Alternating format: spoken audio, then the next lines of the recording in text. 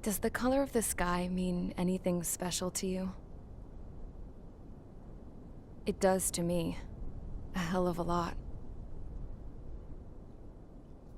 When I close my eyes, the sky in my dreams is a deep, dark blue.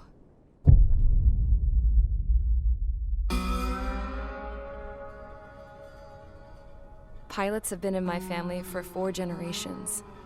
Flying's in my DNA. Even so, my grandpa didn't want me joining the Air Force. He lost faith in the Osean air defense the day my dad died in battle. You know, Abby, I wish you could see what it's like up there. Cruising above the clouds, the dark blue of the stratosphere. Nothing beats being at the controls and seeing it from the cockpit. Look here. Gramps tossed a magazine over to me with an article. Unmanned fighters are no longer a dream, it read. Pilots taking to the skies will soon be a distant memory. I don't see anything good coming from that. Know what? Lying smack dab in the middle of the desert west of here, there's a bunch of planes from the last war. Some of them have been mothballed, but most of them are just rusted piles of junk waiting to be scrapped. Gramps was really good friends with the super there, so he got to take whatever he wanted, no questions asked. That's how we got the parts to build our own plane. Now, when I say we, I mean me, my grandpa, and his old war buddies. I cut my teeth working with those geezers. They taught me their skills and some dirty jokes. But with their aging eyeballs and whatnot, I ended up having to do most of the work myself. I was at the airstrip doing some flight training when I saw it. A prototype drone. It wasn't much of a plane, more of a trash can with wings. Laugh at it all you want, kid. But technology's always changing. If you don't keep up with it, it'll leave your ass behind. It took 6 years and 8 months to get that engine running. And it took us another 1.5 years after that to finally get the balance of the airframe just right. I'd gone from being a little girl to, well, still a girl, just older. But now, I was all alone. Wherever the souls of my Gramps and his pals are flying, I hope it's peaceful.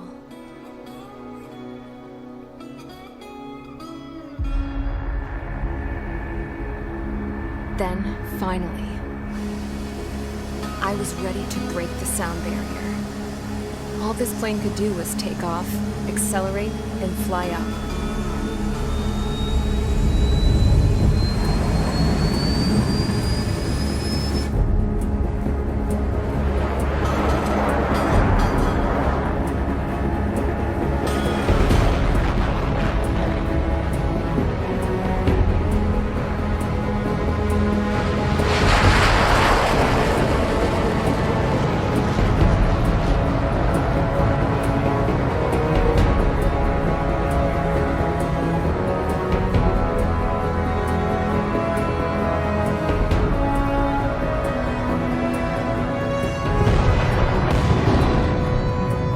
So I flew up, straight up, through the clouds, higher into the sky.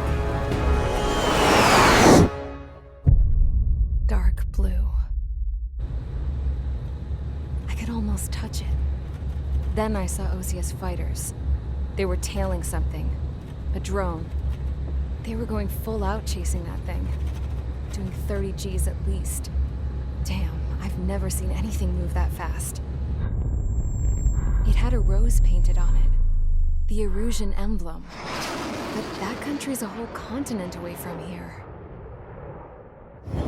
Right. You should have put in my investment in this piece of junk. Should have built a return too.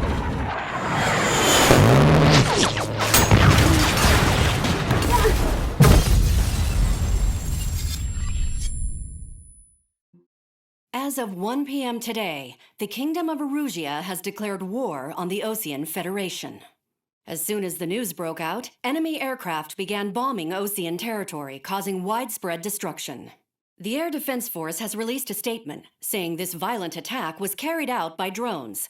They speculate the drones were secretly transported to Osea in shipping containers and launched remotely. The Secretary of the Navy has stated that the enemy was targeting naval ports across the country. According to the Secretary, all of the nation's aircraft carriers, including one still under construction, sustained severe damage in the attacks. We have yet to hear back from the department as to the fate of Osean carriers currently at sea. Hold on. I've just received breaking news. The International Space Elevator, which is being built in southern Usea, has been seized by the Erusian Army. Reports say former President Harling was touring the site at the time, but his current whereabouts are unknown. Our sources in government tell us it was Harling's policies regarding the space elevator that caused economic frictions in the area, and which ultimately led to this war. Located near Erusea, on the continent of Usea, the space elevator has been under construction for some time now. The Executive Office of the Osean Federation has declared a national state of emergency. They have ordered all its armed forces, including Usean peacekeepers, to mobilize and make the necessary preparations to launch an immediate counterattack. Ladies and gentlemen, our country is officially at war. Stay tuned for further updates. Breaking news from ENN. Osea launched an attack on the capital today, striking Farbanti from their aircraft carrier, the Kestrel II. After a brutal battle, the Erusian Air Force successfully repelled them. During the air raid, the Osean Air Force fired missiles at the city and managed to shoot down a number of Erusian fighters. Some of the disabled planes then crashed into residential areas. The world was screwed. 20 years ago, the Earth got slammed by an asteroid. Usea was on the wrong side of the planet and got hit. Hard. Refugees swarmed the Erusian Republic, the biggest country on the continent, plunging it into chaos. They were desperate and started a war, one they had no hope of winning. That's the war my dad fought and died in. The biggest nations from 2 continents went head-to-head, and the so-called righteous Oseans struck the deal that ended it. They fancied themselves the only nation that could bring peace and stability to the world. They even tried saving the Useans, still suffering from the disaster. That's how a space elevator, stretching way up into the sky, ended up being built in Usea, paid for by the Oseans. President Harling said he did it out of compassion for his fellow humans. But to the folks in Erusea, it looked like Osea was moving in to take over. Erusea went from being a republic back to being a kingdom.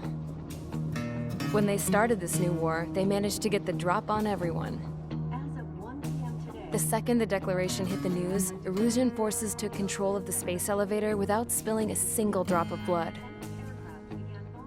President Harling was touring the elevator when it happened and disappeared. Then, while that was going on, the Erusian ships that were docked all around Osea released a swarm of drone fighters they had hidden on board in containers.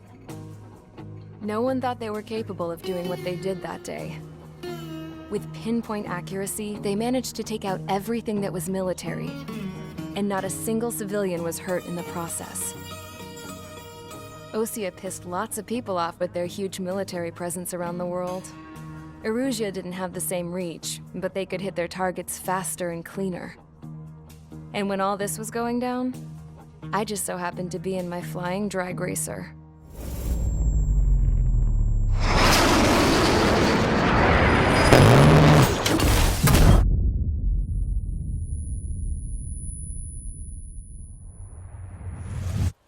In case you were wondering, yeah, I survived.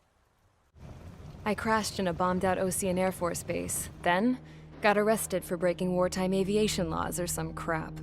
The world went from being at peace to being at war, all in the blink of an eye. I am Princess Rosa Cassette Delis of the Kingdom of Erusea. Today, Osean airstrikes have shattered the lives of countless Erusians. Their attacks practically leveled the school I went to. It is heartbreaking. Tragic. I was tried, found guilty, and stuffed into a cargo ship. For company, I had some court-martialed soldiers.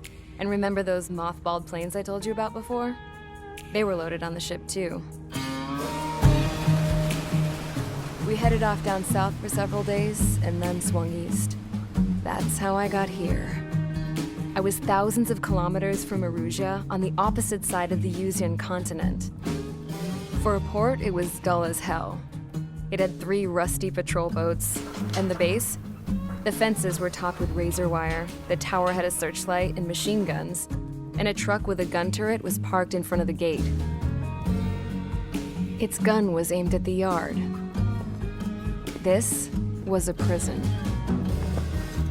This place looked like a full-on base, but half the tanker trucks were just big balloons, and the runways weren't even paved, just painted on the dirt.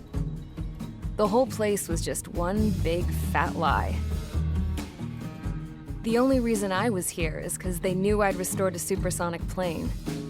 They wanted me to make something out of the mothballed planes they brought, that they could park on the fake runway. Can you believe that shit? So, I tried to escape. They found out and set the dogs on me.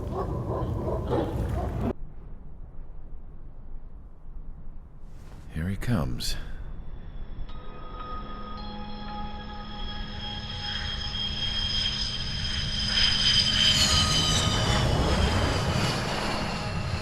Mihai's looking worse.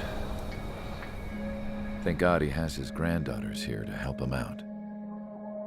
They're sisters, 15 and 10. Engaging the enemy in combat so we could use his physiological data to improve the drones had always taken a toll on Mihai's body.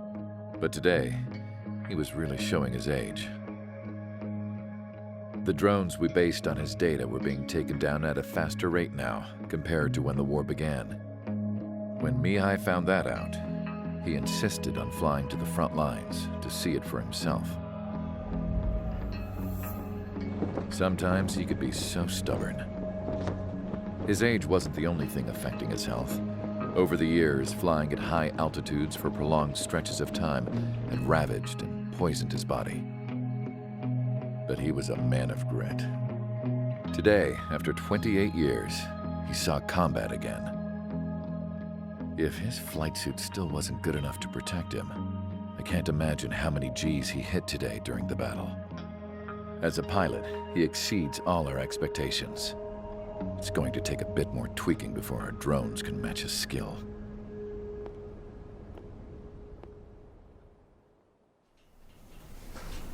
How penal is this penal unit, you ask? This place is a shithole.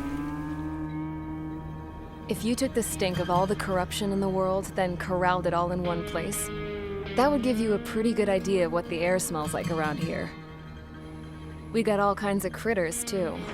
Everything from flea-ridden guards, rabid dogs, and a mechanic doing the stretch for life. I can't forget the rats. Yeah, we got those. And some pilots who got their wings clipped, too.